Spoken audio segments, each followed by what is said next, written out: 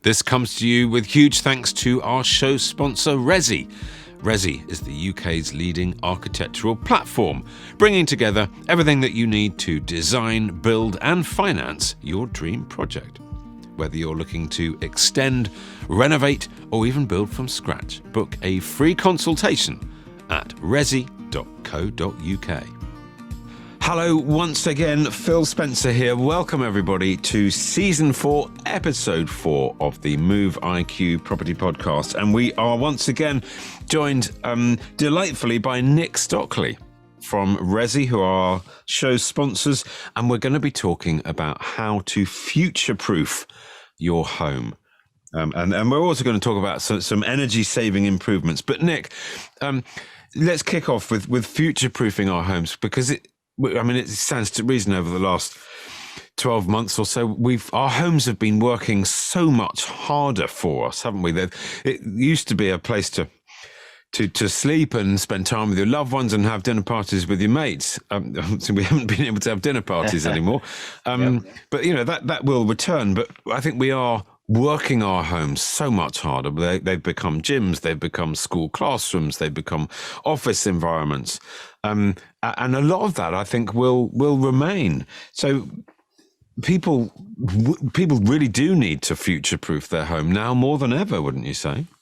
Yeah, definitely. I think obviously COVID, 18 months ago, a couple of years ago, kicked in and then a lot of us had a shock to the system, and all of a sudden we were using our homes in a very different way. I think what I would look at going forward in terms of future proofing is really start understanding kind of what you need now. What are you likely to need in, say, 6 months, maybe then into a year and 2 years and beyond? Yeah. Because I think what we can quite easily do is design our home in a way that's flexible, adaptable. Lots of things we can do from a design perspective in terms of creating that flexibility. A lot of it comes down to easily, but I mean, is it easy? Is it easy? Because if you can do that's the holy grail, that your house can evolve with your needs as they change, as they naturally do change. But you really can deliver that, can you? I think a lot of it comes down to space naturally, and also, like, I suppose, personal circumstances in terms of what else could you do to your home? Like we've talked previously on episodes around adding more space, permitted development, which is heavily driven by personal circumstances, budget, financial situations. But I think you can certainly look at what you've got, and there are clever ways of putting an office tucked under your staircase, which is kind of folding away. There are ways that you can design a bedroom with a kind of Japanese style kind of bed, and that kind of hides away. And then day to day, you use it as an office. And then when you're entertaining, you can then adapt it. So I think there are things you can do with clever interior design solutions to give you that flexibility without making dramatic changes. That's where I'm saying around, I suppose, the easy side of things. It's easier when you're a designer, I suppose. I mean, it's people have understood. And it's natural that your needs evolve as you might buy a house as a single person, then a partner might move in and their stuff might move in, and then next time you might have a baby or another baby, or someone takes up teenagers, then they do homework, and someone takes up the piano, someone takes up the drums, someone starts doing model engines or something. You know, if you can evolve your home to cater for those things as they happen, that's wonderful. But what I'm assuming is going to be happening now, and I'm already seeing it in the last month when we've been out filming, is that we're not in lockdown now, and people aren't necessarily working from home, but it's very much in the back of their mind. What happens if we did have to go back into a lockdown, and how would this house work, and could I work from home?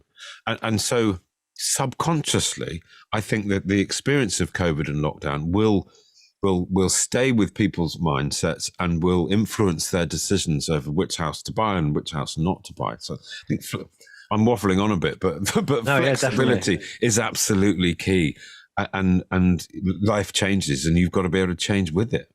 Yeah, I think a lot of our clients that come in, and we offer a free consultation here at Resi, and even the mindset around what they're asking us is changed because of COVID and lockdown. So like they are asking us to design rooms with more flexibility and adaptability, or if they're buying a home, could I extend if I wanted to, or if I needed to in the future based on their individual circumstances. So there's definitely been a shift in mindset, and but there are creative opportunities out there for sure. Can you expand a bit on that? Yeah, I think I touched on it kind of earlier, really. It's about like, I know, say if you've got a Victorian house and you've got a spare bedroom, it doesn't just need a big double bed chucked in the middle of it and that's it, and you use it 3 times a year. Yes. It's about what you can do with that, whether it starts off to be a nursery because you've had a little one. And then then it could end up evolving into an office with a sofa bed, for example. Yeah. And that's it. They're quick, easy wins. Like they're easy solutions available to it. But there's lots of things you can do to a home, really. Yeah. Planning for the future is complicated because you don't know what the future holds. And technology. I wanted to talk a little bit about technology because that moves so fast, and our homes. Again, we are working them much harder nowadays in terms of technology. But what we haven't got, and we don't know what we're going to need yet. Is there anything that you're doing with clients, or clients are asking you for, or you're trying to plan for the future? In terms of the way the mechanics of a building, yeah, you mean? Exactly. Yeah. I think there's definitely been a shift on that over the last couple of years. There's new government legislation coming in around energy rating of a building for property developers that they need to be aware of. Banks are now starting to they want the evidence of the energy usage before they give you the kind of the loan facility, I suppose. What that basically means is what is the usage, the energy rating, the EPC certificate of the current versus what does it need to be in the future. And a lot of that is kind of amalgamating into the homeowners now, where obviously everyone wants to go green. We're thinking about the future. We're thinking about energy usage, cost of it. There's a lot of grants out there. So there's a lot of people pushing for like insulation, glazing type, ground source heat pumps, reusing rainwater for gardens. There's a lot of that coming in. And I think any wind? Well, people using wind and not so. I suppose a lot of that is wind can definitely be looked at in a certain site on a certain site. A lot of our typical homeowners should be looking at photovoltaic solar panels. They should be looking at grey water harvesting. They should be looking at. We've got people looking at air source heat pumps, ground source heat pumps. We've got people looking at insulating external walls internally or externally. We've got people looking at glazing. We've got people looking at insulating floors that aren't insulated, type of boilers. That's what a lot of homeowners are looking at. I mean, there are loads of things that you can do now, aren't there? Interestingly, on this topic, I have solar panels and a ground source heat pump, and it was quite a. In fact, it was a real comfort when I bought the house. I've been there about 5 or 6 years. That I knew that the house actually generated money. It didn't cost anything to run because the ground source heat pump combined with the solar panels actually produce more power than the house uses because it's hugely well insulated. And I don't think it put pounds and pence on the value of the house, but it definitely was a real comfort in choosing that house. I'm sure whoever put them in got grants, but are there still grants available for things like, the more expensive things like solar panels and ground source heat pumps? Can you still get grants from the government? Yeah, there are grants out there. It's not as straightforward as one would think. It can be even down to the detail around your salary or your financial position. A lot of what we advise our clients is that to either speak to some local kind of providers, because obviously they're going to be using this as a sales technique and it can even help you with the application and guide you through it. Or go online and look at the government website. It's forever changing. There's a big push quite recently from the government around the kind of £5,000 or up to £5,000 grant. But yeah, we'd encourage our kind of homeowners to speak to local providers and go online. But there are some out there, yeah. I mean, this might be a question for me rather than you, but let's just bat it back and forth a bit between us. Are the environmental improvements that people are making to houses, are they yet putting value on the properties? Are they contributing to the value of the house more than they're costing?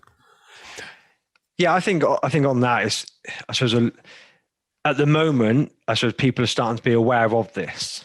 Yeah. Whereas government legislation, banks, all of this is kind of becoming intertwined, future-proofing the properties to have an eye on what does 2 or 3 years look like, especially if you're doing a development now.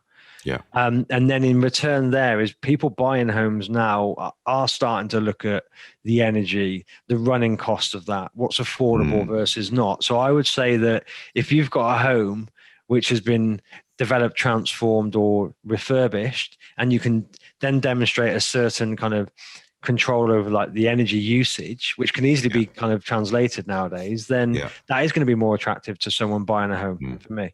Yeah, I completely agree. Somebody buying a home actually needs to think it's not just the cost of buying the home and furnishing the home. You've got to run the home. You've got to live in it. 100%. You've got to heat it. And even the environment as well, Phil. Do you know what I mean? Well, yes. Like running costs, how actually on the environment, how are we as a country, how do we, and our homes, how do we compare with the rest of the world? I think there's right. It's a kind of, I'll have to understand legislation in Italy, Germany.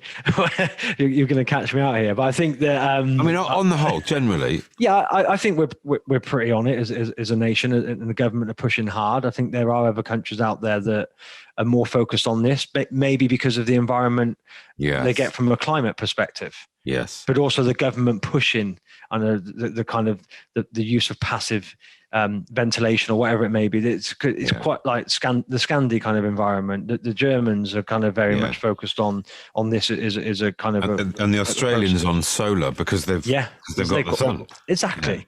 But I think there is a lot of talk about this. There's certainly a shift, and there's a lot of legislation coming in over the next 2 or 3 years, and a big push around the carbon side of us as a nation. So and buildings use a lot of primary energy, so they're definitely going to be on this all of the time and really trying to drive this forward to creating a better environment across the world, really. And rightly so too. Yeah. And 100%. I spoke to your partner Alex a little while ago about sort of well-being in our homes, and you did some brilliant research into what makes a happy home, didn't you? Which I thought was really relevant and topical at the moment. But tell me a little bit about the tools that you've got on your website that help somebody identify. Is it some kind of a quiz or something, whether they live in a happy home? Just expand a bit if you would. Yeah, no problem. Yeah, so if you go to resi.co.uk /happy_homes or Google Resi Happy Homes, you'll certainly get kind of directed into our kind of report questionnaire. So it's been smartly designed. We have completed research on 4,000 UK residents. And what we've basically done is taken their answers and combined that with existing research to develop what's called the science of a happy home. Okay. And that report now can be used by anyone for free.